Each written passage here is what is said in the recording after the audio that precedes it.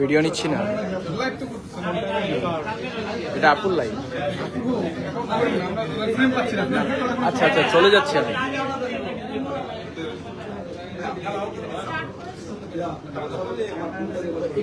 ভাই একটু পেছনে একটু ছেড়ে দাও।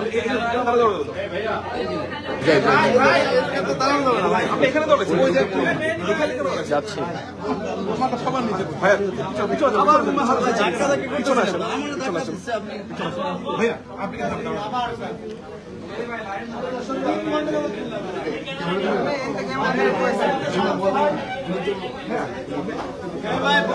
সামনে থেকে সরেন, ঘুম দেওয়া হলে সামনে থেকে সরেন। ভাই আসছো না ভাই,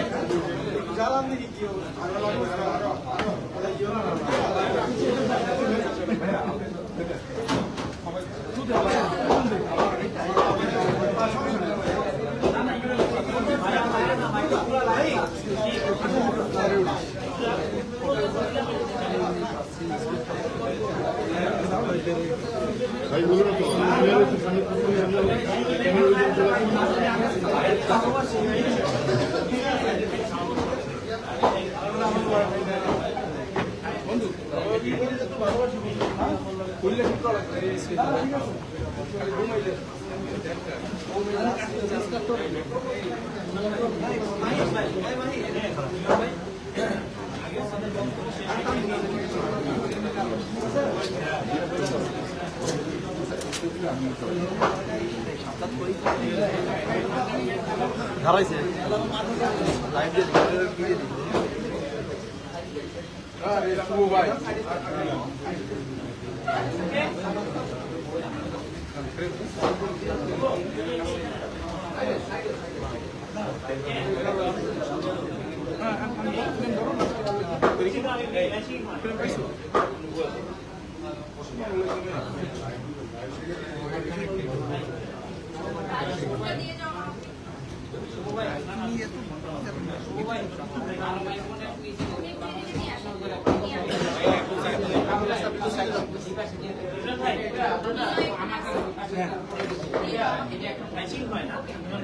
তোমরা এই পাশের সাইডে চলে আসো।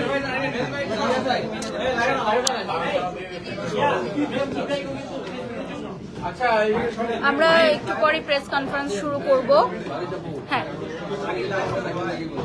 না না না, আপনাকে ডাকবো কেন, মনে পড়লো তাই বললাম। আমরা যথেষ্ট এভিডেন্স নিয়ে আসছি, আপনাকে ডাকার দরকার হবে না। এই যে সব এভিডেন্স নিয়ে আসছি, আমরা আসলে প্রমাণ ছাড়া কথা বলি না, এই জন্যই এতদিন ওয়েট করলাম, বুঝেছেন? নাহলে তো করাই যেত আগে।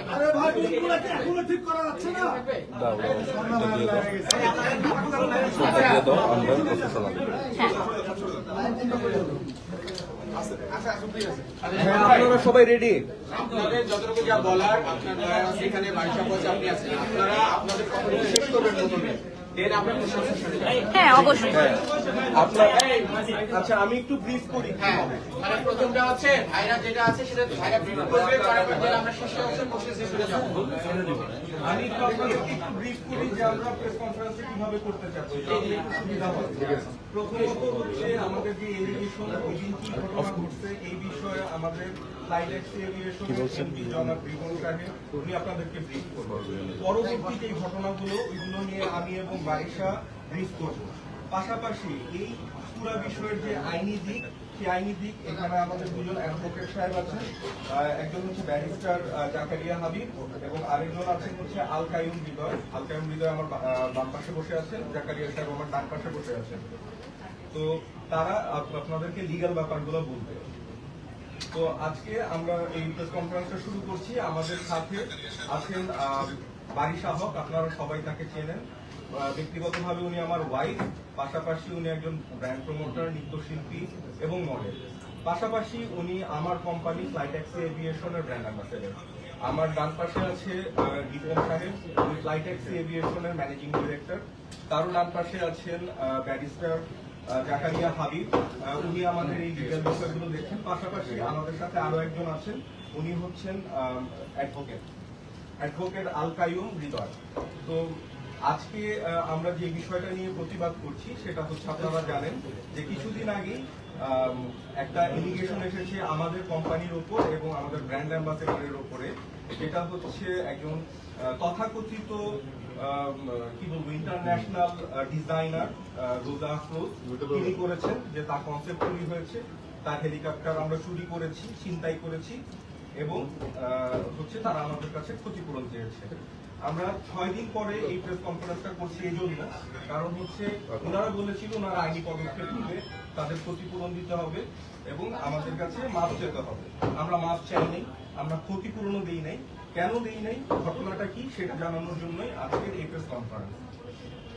আর আমার পরিচয়টা হচ্ছে, আমি আব্দুর রহমান সীমান্ত, আমি একজন উদ্যোক্তা, ফ্লাইট্যাক্সি এভিয়েশনের ডিরেক্টর এবং অন্যান্য বিজনেসও আছে, আপনারা আমাকে জানেন।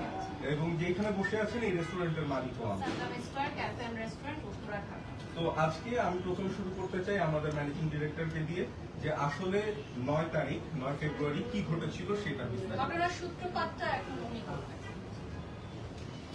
আসসালামু আলাইকুম, আমি আরকে রিপন, ম্যানেজিং ডিরেক্টর ফ্লাইট্যাক্সি এভিয়েশন। আজকের এই সাংবাদিক সম্মেলনের বিষয়টি নিয়ে আমরা দেখছি যে বেশ কয়েকদিন ধরে সোশ্যাল মিডিয়াতে একটা বিষয় খুবই ভাইরাল হচ্ছে বা মানুষের বিভিন্ন জায়গা থেকে আমাকে প্রশ্ন করা হচ্ছে যে আমরা রিসেন্টলি একটা হেলিকপ্টার ভাড়া দিয়েছিলাম রোজা আফরোজ নামের এক ভদ্রমহিলার কাছে, সেটা নাকি তাদের সাথে যে কথা ছিল সেটা ভঙ্গ করেছে। বিষয়টি এরকম ছিল, বিষয়টা কোনোভাবেই এরকম ছিল না। আমরা যেহেতু একটা কোম্পানি, আমরা কোনোভাবেই ক্লায়েন্টকে কষ্ট বা ক্লায়েন্ট হ্যারাসমেন্ট হতে এরকম কিছু করতে পারি না, যার কারণেই আমরা সবসময় চেষ্টা করবো যে ক্লায়েন্ট যেন সেই সেবাটা পায়।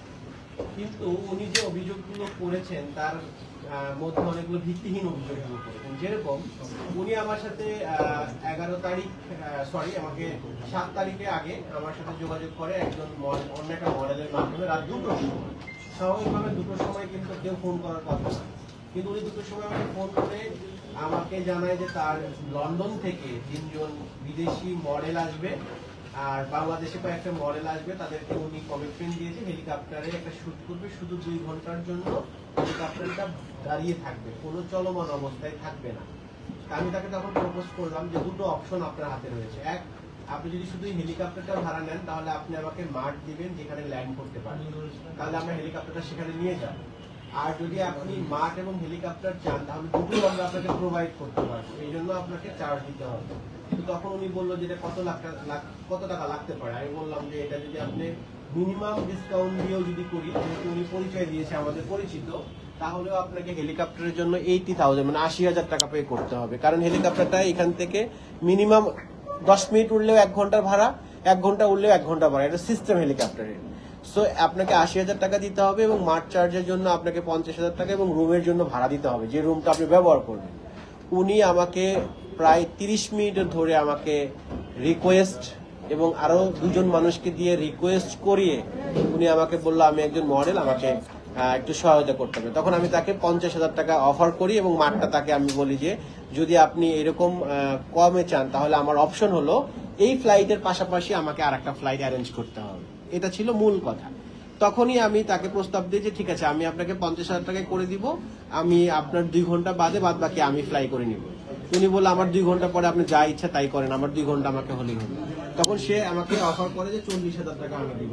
আমি বলি 40,000 টাকা আপনি সকাল 11টার মধ্যে অফিসে এসে দিয়ে রিসিপ্ট নিয়ে যাবেন, ফ্লাইট বুকিং দিয়ে যাবেন। বাট উনি 2টো বাজে 2:48 বা 3টার সময় আমি যখন তাকে ফোন করি অফিসে না আসার জন্য, উনি বলে যে আমি শুধু টাকা পাঠিয়ে দিব, আমি আসতে পারবো না। বলে পাঠান, বলে 4টার পরে উনি আমাকে 10,000 টাকা পাঠায়। আমি তাকে ফোন করি যে এরকম সিস্টেম আমাদের নেই। উনি বলে যে আমি খুব ব্যবসায়ী মানুষ, আপনি জানেন আমার ব্যালেন্স নেই, আমার ব্যালেন্সে মাত্র 5 টাকা আছে, আমি আর টাকা দিতে পারবো না, আপনি দয়া করে হেলিকপ্টারটা রাখেন, আমি আপনাকে আস্তে আস্তে দিব। সে 4 কিস্তিতে আমাকে এই 40,000 টাকা দিয়েছে। মূল যে বিষয়টা ঝামেলাটা বেজে গেছে সেটা হলো ফ্লাইটটা ছিল 12টা 30 মিনিটে, মানে 12টা 30 মিনিটে উনি হেলিকপ্টার এয়ারপোর্টে আসবেন।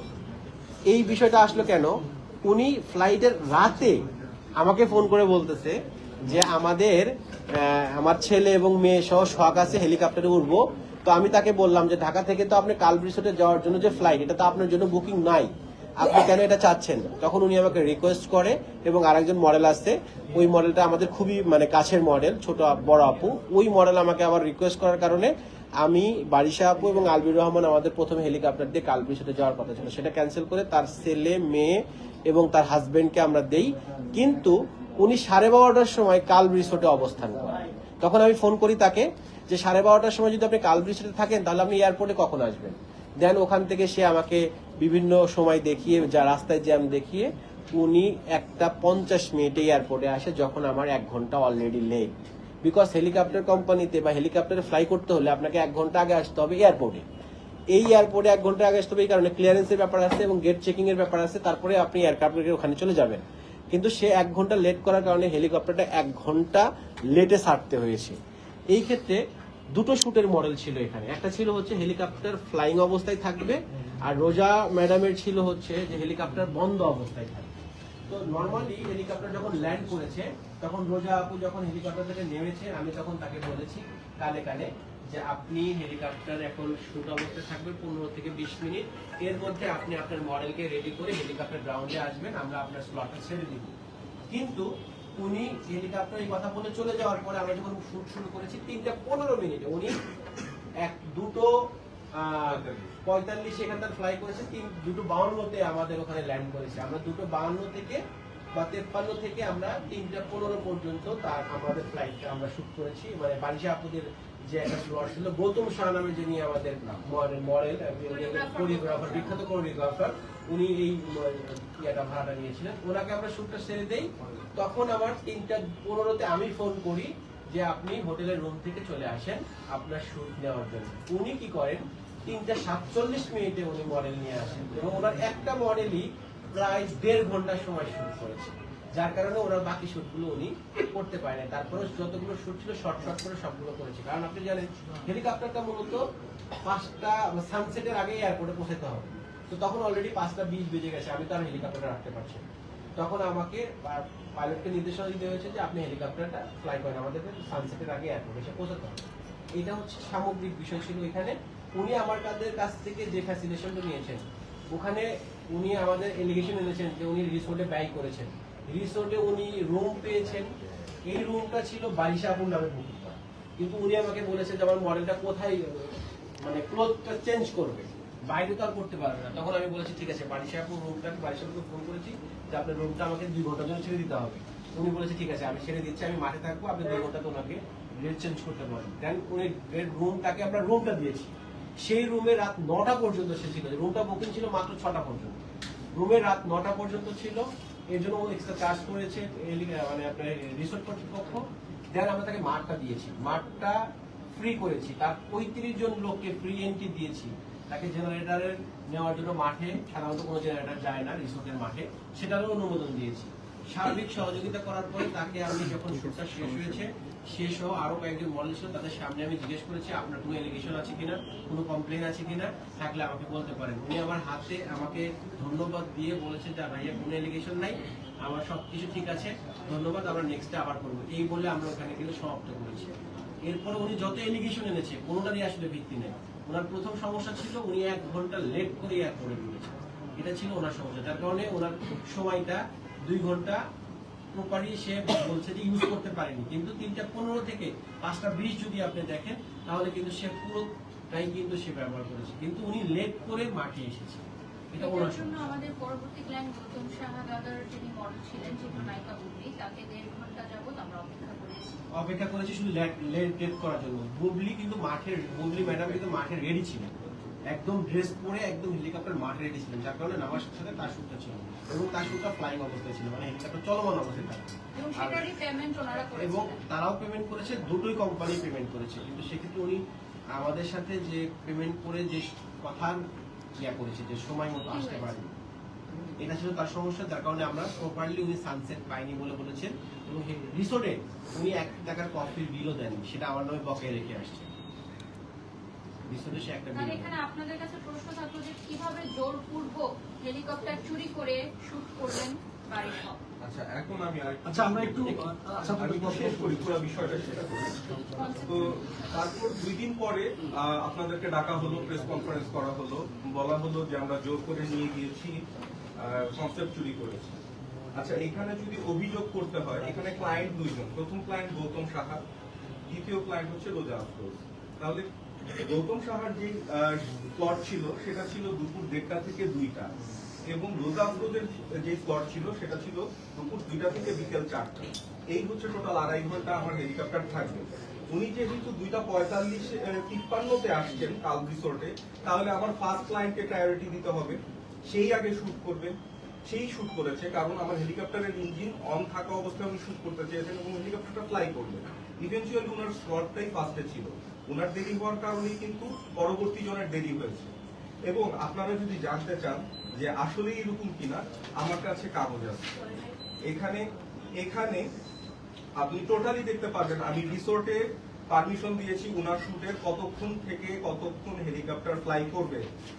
একই রিকোয়েস্ট এয়ার ট্রাফিক কন্ট্রোলে দেয়া আছে যে আমার গেস্ট কখন হেলিকপ্টারে চেক ইন করবে, কখন ঢুকবে, কখন উঠবে। আমার রিকোয়েস্ট দেয়া ছিল এটিসিতে এয়ার ট্রাফিক কন্ট্রোলে আমরা 1:30টার সময় ফ্লাই করব। উনি যখন দেরি করেছে তখন আমরা সেকেন্ড রিকোয়েস্ট করেছি, সেই সেকেন্ড রিকোয়েস্টে আমরা ফ্লাইং পারমিশন পেয়েছি 2:45-এ। এখানে কি দোষ আমাদের যে আমরা তাকে দিতে পারি নাই? বরং তার এই দেরি করার কারণে প্রথম ক্লায়েন্ট গৌতম সাহার শুটে দেরি হয়েছে। দ্বিতীয়ত হচ্ছে আমাদের ওই দিন 4টা ছিল, জয় রাইড ছিল। আপনারা জানেন আমরা সব থেকে কম মূল্যে 5,000 টাকায় জয় রাইড দিই, 10 মিনিট করে হেলিকপ্টারে ঘুরাই। তো আমাদের 4টা জয় রাইড ছিল, আমরা একটা জয় রাইড করতে পেরেছি, বাকি 3টা জয় রাইড আমাদের ক্যান্সেল হয়েছে এবং আমাদের প্রত্যেকের টাকা ফেরত দিতে হয়েছে। আমরা কোম্পানি কিন্তু এটা ক্ষতিগ্রস্ত হয়েছে, আমরা কোনো ক্লেম করি নাই। যে ঠিক আছে, আমাদের ইন্ডাস্ট্রি, আমার ওয়াইফও তো একই ইন্ডাস্ট্রি, আমিও তো একজন বিজ্ঞাপন নির্মাতা, আমরা এই বিষয়গুলো বুঝি, আমরা কিন্তু এটা নিয়ে কিছুই বলি নাই, কিন্তু তারপরও তারা এটা করলো। এবং মজার বিষয় দেখেন, 2 দিন পরে তারা যখন বললো যে কনসেপ্ট চুরি করা হয়েছে, পুরা এলিগেশনটা বাড়ির শখের। বাড়ির শখ এখানে কে? বাড়ির শখের এটা শুট না, বাড়ির শখ এটার ক্লায়েন্ট না, বাড়ির শখ হচ্ছে ফ্লাই ট্যাক্সি এভিয়েশনের ব্র্যান্ড অ্যাম্বাসেডর।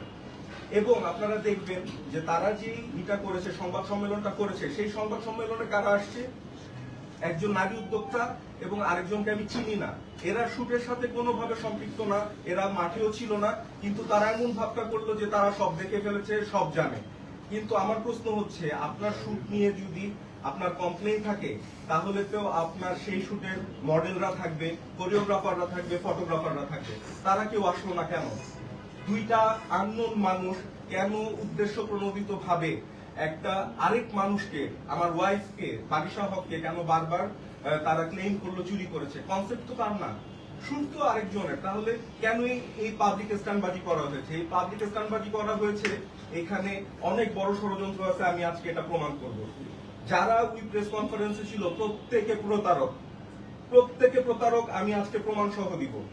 ওরা এই স্ট্যান্ডবাজি করেছে যে ওরা যদি বারিশকে ফ্রেম করতে পারে যে হেলিকপ্টার চুরি করছে, ইন্টারন্যাশনাল একজন ফ্যাশন ডিজাইনার আসছে, তাহলে সে তার কাছ থেকে টাকা নিতে পারবে বিভিন্ন মডেলের কাছ থেকে, যেটা সে 2023 সালেও নিয়েছে। উনি বিভিন্ন দেশের বিভিন্ন জায়গায় বিদেশে শুট করবে, র্যাম্প করাবে, হাঁটাবে, শোতে নিয়ে যাবে, এই বলে 5 থেকে 7 জন মডেলের কাছ থেকে টোটাল 45 লক্ষ টাকা নিয়েছে। যেই টাকা এখন পর্যন্ত উনি ফেরত দেয় নাই, না তাদের বিদেশে নিয়ে গেছে, না শো করছে, না তাকেই করছে, সেই টাকা ফেরত দিচ্ছে। আমরা যখন এই বিষয়টা দেখলো তারা, তখন বিদেশ থেকে আমাদের সাথে 2 জন যোগাযোগ করেছে। এটা হচ্ছে লোরাটো কোম্পানি, যেটা হচ্ছে রোজা আফরোজের।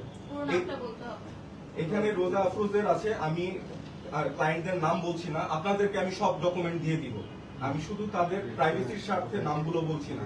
এই হচ্ছে এগ্রিমেন্ট 2023 সালের 22 জুন, যে এক মডেলকে উনি আমেরিকায় নিয়ে যাবে, শুট করাবে, এই কারণে 5,35,000 টাকা সে নিচ্ছে। নেওয়ার পরে সেই মডেলকে সে আমেরিকায়ও নিতে পারে নাই, টাকাও ফেরত দেয় নাই। তারপর ওই মডেল যখন তার কাছে টাকা চাইলো, সে বাংলাদেশ থেকে ভেগে ইউকে চলে গেছে। চলে যাওয়ার পরে সেই মডেল উত্তরা পশ্চিম থানায় একটা অভিযোগ করেন। অভিযোগ করার পরপরই এই মহিলা সব রকম যোগাযোগ বন্ধ করে দেয়।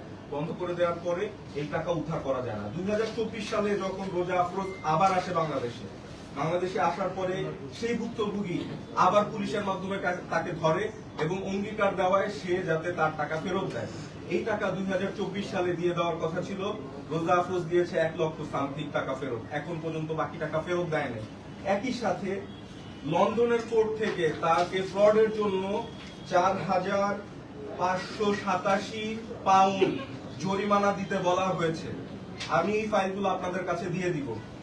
উনার ব্যবসায়ী হচ্ছে যে বিভিন্ন মডেলদের কাছ থেকে ফটোশুটের কথা বলে, বিদেশে শোর কথা বলে টাকা নেওয়া এবং সেটা আত্মসাৎ করা, এবং এই কারণে ওই দিন এই শোর সাথে জড়িত না, শুটের সাথে জড়িত না, বাকি 2 ফ্রডও আসছে। এরা শুধু পাবলিক স্ট্যান্ডবাজি দিয়েছে। তারা তো বলেছিল আমাদের বিরুদ্ধে আইনি কি করবে, অভিযোগ দিবে, কোথায় সেটা আমরা অপেক্ষা করেছিলাম। আজকে তাদের কালো ছায়া আমি আপনাদেরকে দিচ্ছি।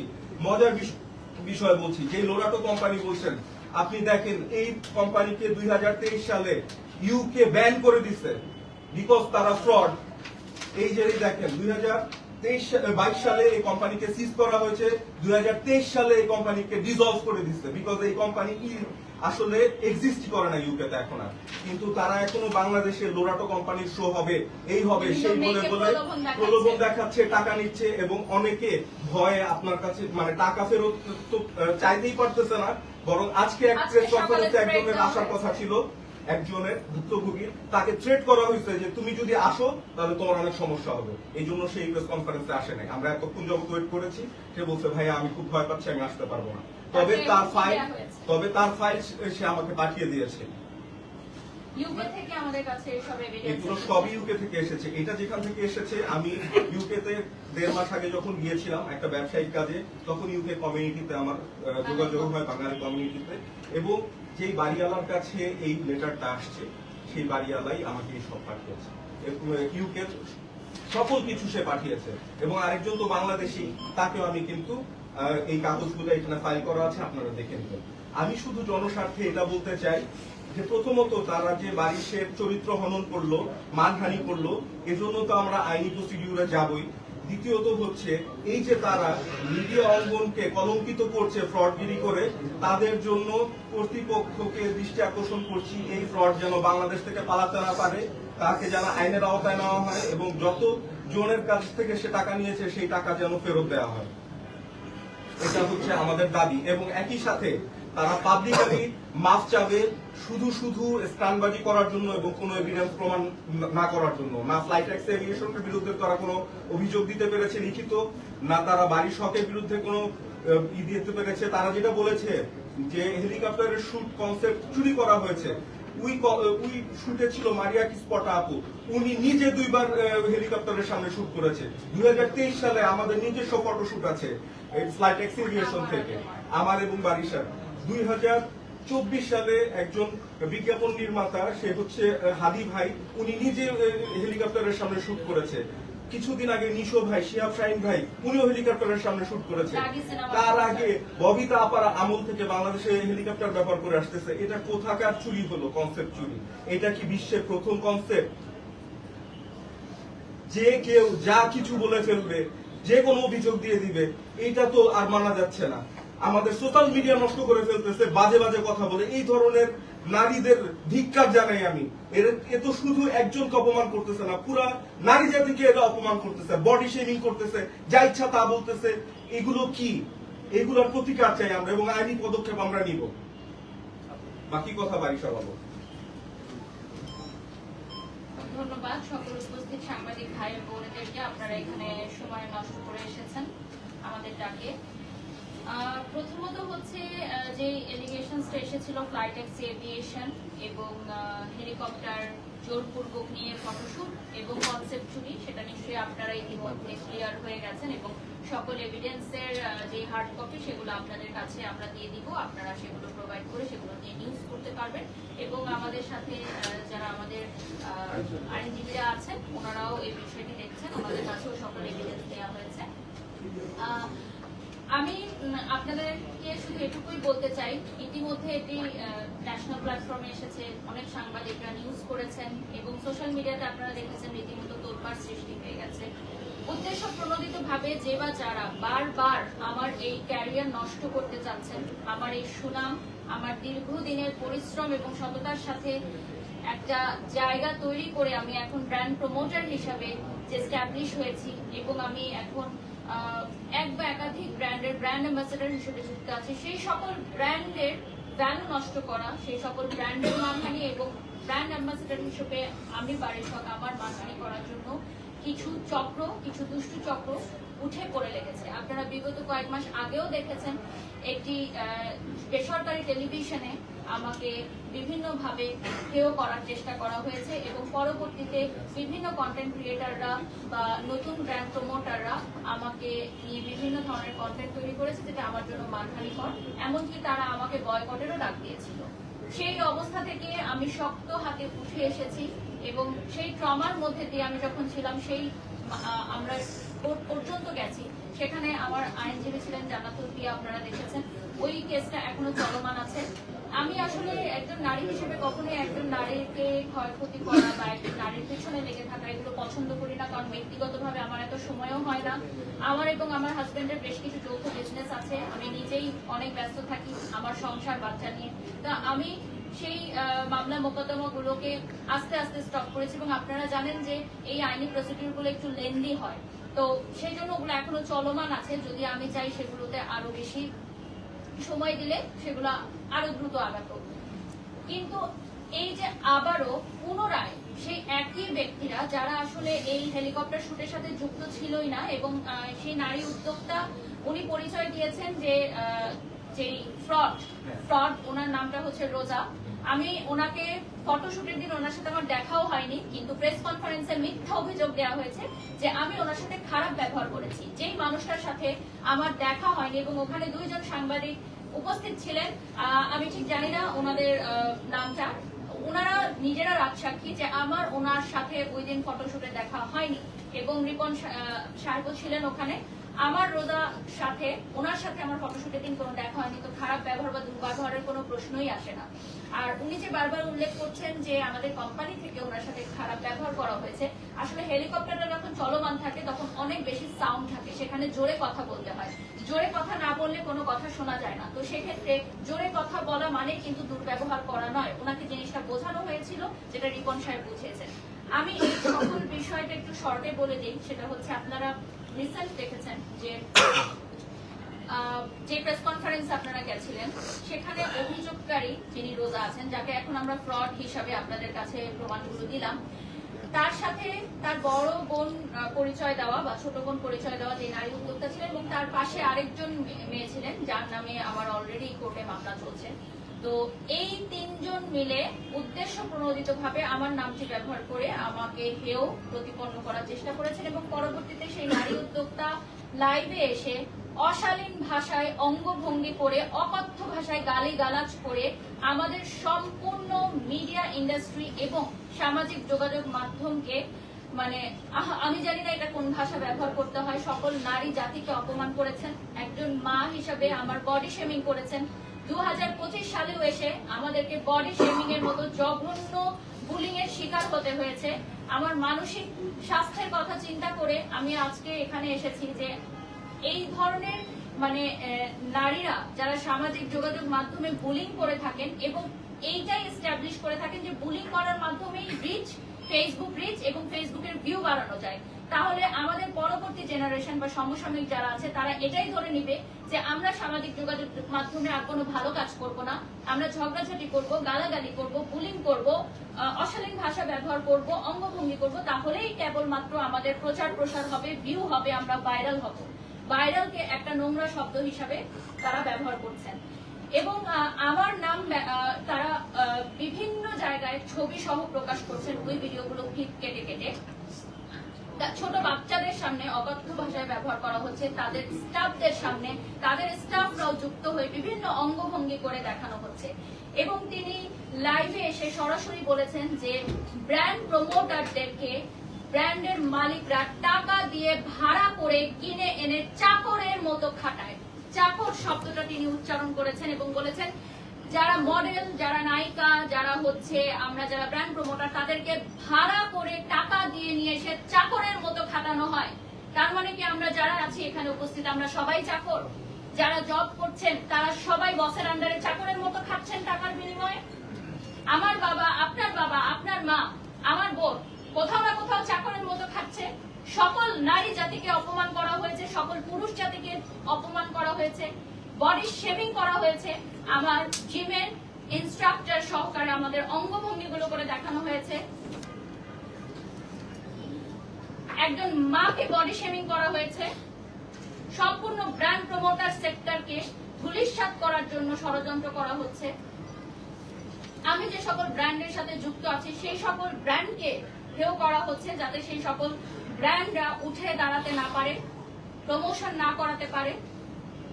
যত ছোট ছোট উদ্যোক্তারা আছেন যারা নতুন শুরু করেছেন, তারা যাতে ব্র্যান্ড প্রমোটারদেরকে নিয়ে কাজ করতে না পারে, তারা যাতে ব্র্যান্ড প্রমোটারদেরকে নিয়ে কাজ করে ডিজিটাল প্ল্যাটফর্মে হাইলাইট না হতে পারে, এটি একটি গভীর ষড়যন্ত্র। এটা এখন ক্লিয়ার হয়ে গেছে যে এটি একটি গভীর ষড়যন্ত্র। নতুন উদ্যোক্তাদের তৈরি হতে না দেয়া, নতুন ব্র্যান্ড প্রমোটারদের তৈরি হতে না দেওয়া, এই প্রফেশনটাকে ধূলিসাৎ করে দেওয়া, আমার ক্যারিয়ারটা, আমার দীর্ঘ 16 বছরের এই ক্যারিয়ারটাকে নষ্ট করে, ধূলিসাৎ করে, বন্ধ করে দেয়া এবং সামাজিক যোগাযোগ মাধ্যমে এটাই প্রচার প্রসার করা যে গালাগালি করে, অশ্লীল ভাষা ব্যবহার করে, অশ্লীল অঙ্গভঙ্গি করে ভিউ এবং রিচ করা যায়, তাহলে আর্টিস্টিক বিষয়, শৈল্পিক বিষয় যারা সত্যি যোগ্যতা সম্পন্ন, যারা গুণ সম্পন্ন, তাদের কোনো ভিউ নেই, তাদের কোনো রিচ নেই। এবং এটাই আপনারা দেখেছেন কয়েকদিন রিসেন্ট অনেক ফেসবুক পেজ, অনলাইন ক্রিয়েটাররা এই বিষয়গুলোকে মেনশন করে করে পোস্ট দিয়ে তারাও রিচ ভাইরাল হচ্ছে এবং সবাই এটা বলছে যে এই বিষয়গুলো নিয়ে কথা বললেই তো ভাইরাল হওয়া যায়। তার মানে আমাদের পরবর্তী নেক্সট জেনারেশনের কাছে এটাই প্রচার করা হচ্ছে যে এই সামাজিক যোগাযোগ মাধ্যম আসলে অসামাজিক এবং এটা কোনো সুস্থ স্বাভাবিক সামাজিক যোগাযোগ মাধ্যম হতে পারে না। এটা অসুস্থ পরিবেশ, যেখানে একটা মানুষ সারাদিন কাজ শেষ করার পর বিনোদনের জন্য আসে, এন্টারটেইনমেন্টের জন্য আসে, সেখানে এসে যদি সে এই ধরনের অঙ্গভঙ্গি, অশ্লীল ভাষার ব্যবহার দেখে, এই ধরনের শব্দ চয়ন দেখে, আমাদের পরবর্তী প্রজন্ম, আমাদের শিশুরা কি শিখবে? সকল নারী জাতির কাছে আমার এই প্রশ্ন যে আমাকে যে হেয় করা হয়েছে এটার বিচার আমি চাই, এর বিচার আমি চাই। আমি আজকে শক্ত মনোভাবে আছি বলে, আমি এই ট্রমা কাটিয়ে উঠতে পারছি বলে আমার মতো আরেকটা মেয়ে পারবে এরকম না। কালকে আরেকজন চলে আসবে আরেকজনকে অপমান করতে, তখন সে পারবে? সে কি এই ট্রমা কাটিয়ে উঠতে পারবে? আরেকটা বিষয় আমরা বলি, আমাদের সকলের বাক স্বাধীনতা আছে, আমরা বলতে পারি, কিন্তু বাক স্বাধীনতারও একটা লিমিট আছে। একটা মানুষকে যা ইচ্ছা তা বলে ধূলিসাৎ করে দেওয়া কোনো ভদ্রতাও না, আর কোনো স্পষ্টবাদিতাও না। এটা চরম অসভ্যতা। আমরা কি এইরকম অসভ্য জাতিতে পরিণত হচ্ছি? আমরা কি সোশ্যাল প্ল্যাটফর্মে অসভ্যদের জায়গা করে দিচ্ছি? এই জায়গাগুলো নিয়ে আমাদের আজকে এত প্রশ্ন। এই জায়গাগুলোকে আমরা আইনি ভাবে কি করা যায় সেই বিষয়গুলো নিয়ে কথা বলবো। এখন আমাদের ব্যারিস্টাররা এবং আইনজীবীরা কথা বলবেন, তাদেরকে আমরা স্পেস দিয়ে দিচ্ছি। Thank you. প্রশ্ন করবো, চলে যান, তারপর আমাদের শেষ করে আমরা প্রশ্ন করব।